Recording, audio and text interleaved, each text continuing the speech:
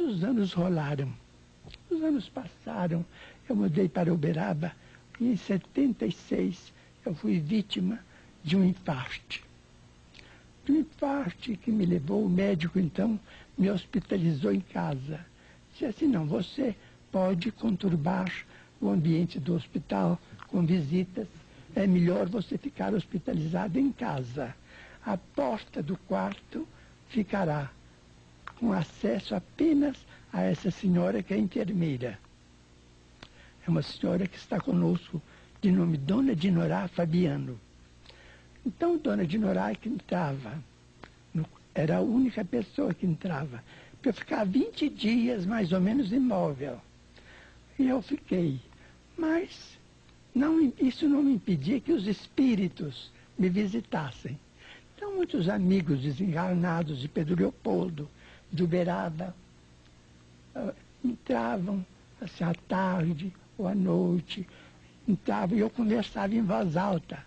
Eu falei, Dona Dinorá, quando a senhora me encontrar falando sozinho, a senhora não se impressione, eu estou conversando com alguém.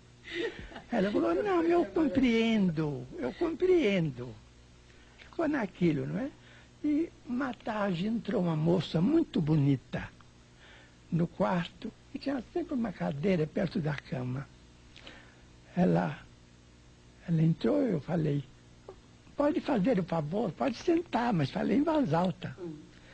Ela falou, se você não está me conhecendo, eu falei, olha, a senhora vai me perdoar, eu tenho andado doente, com problema circulatório, e eu estou com a memória estragada, eu não estou me lembrando, mas era uma desculpa, é porque eu não estava reconhecendo mesmo.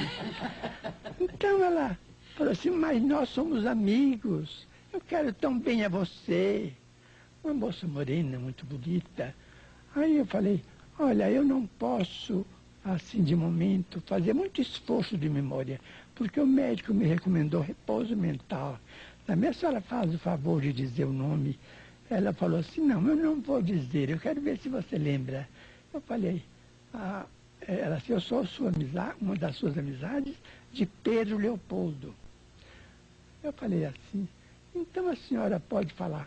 Se a senhora falar Maria ou Alice, eu conheço tantas, então falo o sobrenome da família, porque pela família eu vou saber.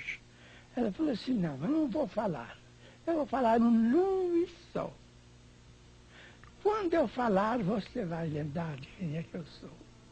Eu falei, então a senhora faz o favor, fala o nome que a senhora quer falar. Ela falou assim, Zozuzo. Eu falei, meu Deus, é Valéria, meu Deus. Ela foi Valéria, como você está bonita.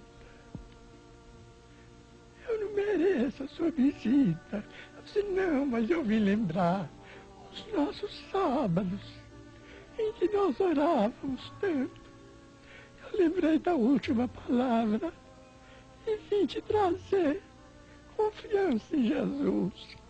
Pôs a mão no meu peito e a dor desapareceu. Então isso para mim, eu acho que o nome de Jesus é tão grande que remove os nossos obstáculos orgânicos. Eu estou com uma angina que ficou como sendo uma herança do infarto. Mas uma angina muito bem controlada. Eu sigo as instruções médicas, as instruções dos amigos espirituais. Me abstenho de tudo aquilo que eu não posso usufruir, de modo que eu, graças a Deus, estou, vamos dizer, eu estou doente, mas estou são. Se alguém puder compreender. Pergunta como se explica o homossexualismo e a perturbação no comportamento sexual à luz da doutrina espírita. Temos tido alguns entendimentos com espíritos amigos e notadamente com Emmanuel a esse respeito. O homossexualismo, tanto quanto a bissexualidade ou bissexualismo, tanto como a sexualidade, são condições da alma humana, não devem ser interpretados como fenômenos espantosos, como fenômenos atacáveis pelo ridículo da humanidade. Tanto quanto acontece com a maioria que desfruta de uma sexualidade dita normal, aqueles que são portadores de sentimentos de homossexualidade ou bissexualidade são dignos do nosso maior respeito. E acreditamos que o comportamento sexual na humanidade sofrerá de futuro revisões muito grandes, porque nós vamos catalogar, do ponto de vista de ciência, todos aqueles que podem cooperar na procriação e todos aqueles que estão numa condição de esterilidade. A criatura humana não é só chamada à fecundidade física, mas também à fecundidade espiritual. Quando geramos filhos através da sexualidade dita normal, somos chamados também à fecundidade espiritual, transmitindo aos nossos filhos os valores do espírito, de que sejamos portadores. Não nos referimos aqui aos problemas do desequilíbrio, nem aos problemas da chamada viciação nas relações humanas. Estamos nos referindo a condições da personalidade humana reencarnada, vamos dizer, muitas vezes portadora de conflitos que dizem respeito, seja a sua condição de alma em prova, ou a sua condição de criatura em tarefa específica. De modo que o assunto merecerá muito estudo e poderemos voltar a ele em qualquer tempo que formos convidados a entendimento. Vamos dizer com licença, porque nós temos um problema em matéria de sexo na humanidade que precisaríamos considerar com bastante segurança e respeito recíproco. Vamos dizer se as potências do homem na visão, na audição, nos recursos imensos do cérebro, vamos dizer, nos recursos gustativos, nas mãos, na tactilidade com que as mãos executam. Meu amigo Chico Xavier, eu gostaria que me fizesse, depois de consultar o Espírito de Luz, que é do Emmanuel, e me respondesse a uma pergunta que vem absorvendo a minha atenção desde há muito. O Zé Arigó, falecido Zé Arigó, notabilizou-se no Brasil e exterior através das suas intervenções cirúrgicas. Ele era o guia de um médico alemão, Fritz, Dr. Fritz. Eu pergunto se há possibilidade, dentro da doutrina espírita, de que a incorporação do espírito do Dr. Fritz continue se reproduzindo no Brasil, aqui em São Paulo em 5 ou 6 locais diferentes, em outras partes em 10 ou 15 locais também diferentes e sabidos, e tudo isso simultaneamente, ao mesmo tempo, no mesmo dia, na mesma hora, em locais diferentes. Isto é possível, Chico Xavier? Cremos que este caso merece estudos e considerações especiais. Não duvidamos de que o espírito de Dr. Fritz, que realizou tantas empresas de benevolência entre nós, através do médium José Arigó, não duvidamos de que ele possa encontrar um outro veículo, se bem que no gabarito da mediunidade de José Pedro de Freitas, o nosso Arigó, essa integração dele com o médium seja um tanto ou quanto difícil, porque a integração de um espírito,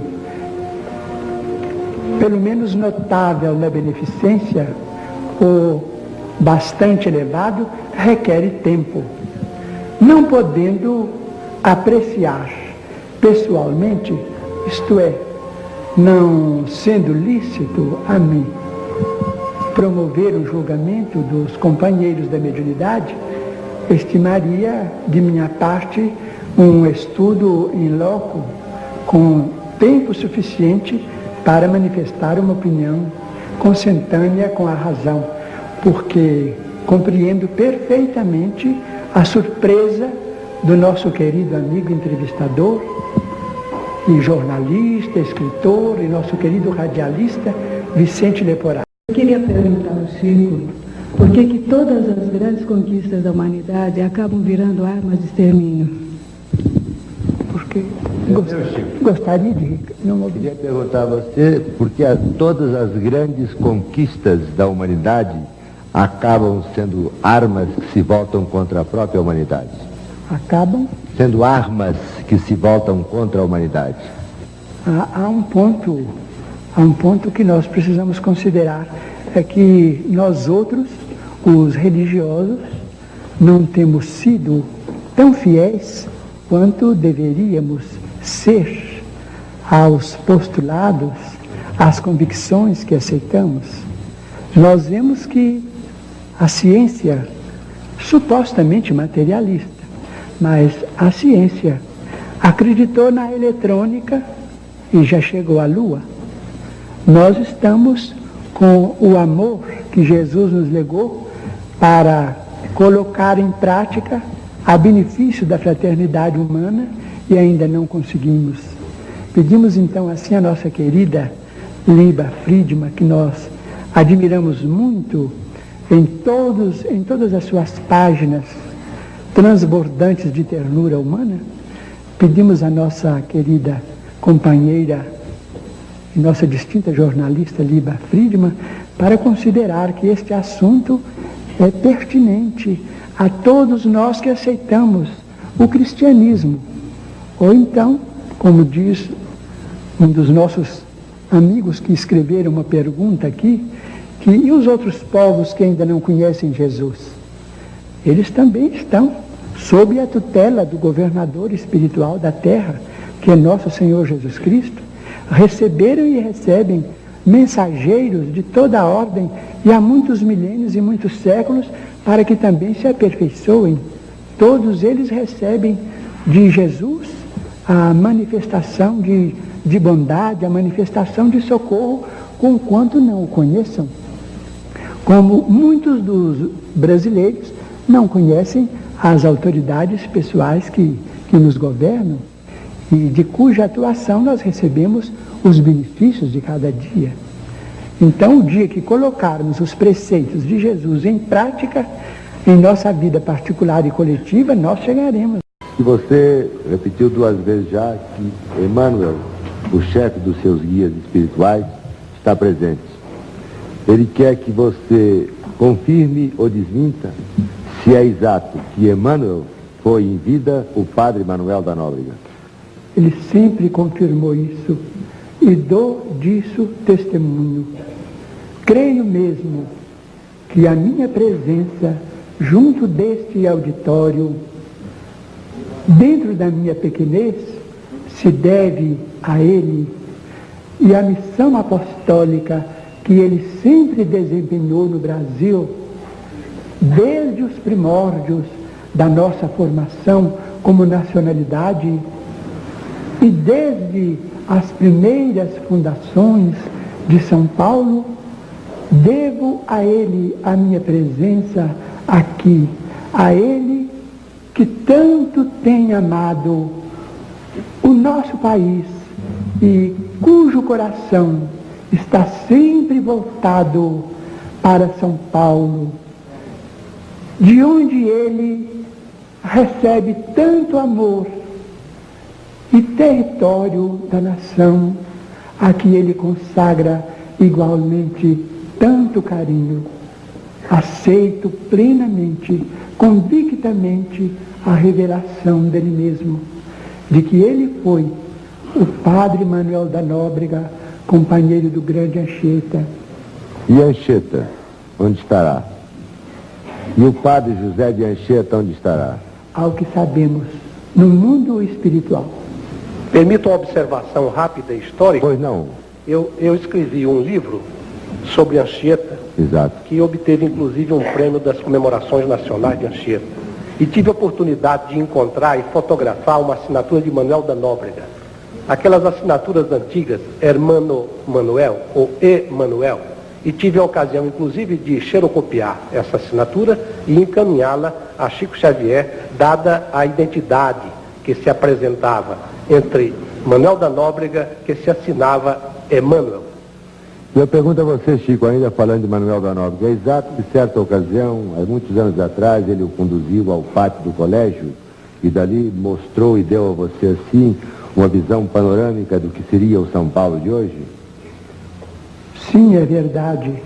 Ele nos convidou a irmos até o pátio do colégio, onde ele muitas vezes orou, afirma ele, pedindo a Deus abençoasse o chamado Planalto Piratiningando, esperando que naquelas campinas que se alongavam aos olhos dele, nascesse a grande metrópole que é hoje o grande São Paulo. O senhor acha que os espíritos que se manifestam nos terreiros de Umbanda, dizendo-se guias de cura, pretos velhos, índios, caboclos, são espíritos evoluídos da luz? Como explica as curas conseguidas por muita gente conhecida em terreiros? Será que o mal pode apresentar-se através do bem, ou então tomando a sua forma? Nós respeitamos a religião de Umbanda como devemos respeitar todas as religiões. A noite avança, o programa continua e nós estamos preocupados com o tempo que estamos roubando à TV Tupi e aos nossos amigos do auditório. Mas vamos recorrer ao caso das leis kármicas. Nos séculos passados, nos 3, 4 séculos passados, nós, vamos dizer coletivamente, não estamos falando do ponto de vista individual, mas na condição de brasileiros, buscamos, no berço onde nasceram, milhões de irmãos nossos reencarnados nas plagas africanas, para que eles servissem as nossas casas e as nossas famílias, instituições e organizações na condição de alimárias. Eles se incorporaram, depois de desencarnados, às nossas famílias. Eles renasceram do nosso próprio sangue, na condição de nossos irmãos, para receberem de nossa parte uma compensação, que é a compensação chamada do amor, para que eles sejam devidamente educados ou encaminhados, tanto quanto nós pretendemos educar-nos e encaminhar-nos para o progresso. Então temos a religião de Umbanda, que vem como uma organização dos espíritos, recentemente, porque 4 séculos é um tempo curto nos caminhos da eternidade, recentemente trazidos para o Brasil, eles organizaram agora, seja numa condição ou noutra. Nós no Brasil não conseguimos pensar em termos de cor, nós todos somos irmãos, de modo que eles organizaram uma religião sumamente respeitável também. Eles também veneram Deus com outros nomes, veneram os emissários de Deus com outros nomes. Respeitamos-los todos e acreditamos que em toda parte onde o nome de Deus é pronunciado, o bem pode se fazer. Agora, encontramos na doutrina espírita, individualmente e coletivamente, em nos referindo aos companheiros da doutrina espírita, a faixa que nos compete no campo de nossa evolução, para estudos do nosso destino, para estudo da imortalidade. Quanto a problemas de curas, permitimos-nos lembrar uma coisa, é que às vezes nós pedimos socorro a determinadas organizações para a cura imediata de determinados impedimentos físicos.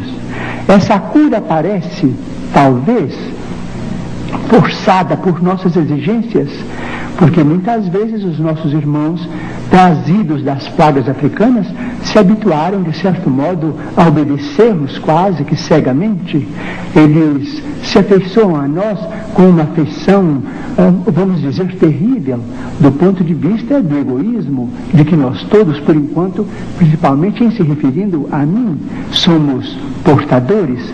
Então, exigimos uma cura que se faz de imediato no campo físico, mas nos esquecemos de que, às vezes, a cura física é um caminho para encontrarmos mais adiante desastres morais de consequências imprevisíveis. Então, se as curas demoram no ambiente kardeciano, ou se demoram no campo da medicina, vamos respeitar o problema dessa demora, dessa dilação, porque aquilo se verifica em nosso próprio benefício, porque muitas vezes uma doença física ou determinada provação em nossa vida doméstica nos poupa de acidentes afetivos ou acidentes materiais ou de fenômenos extremamente desagradáveis.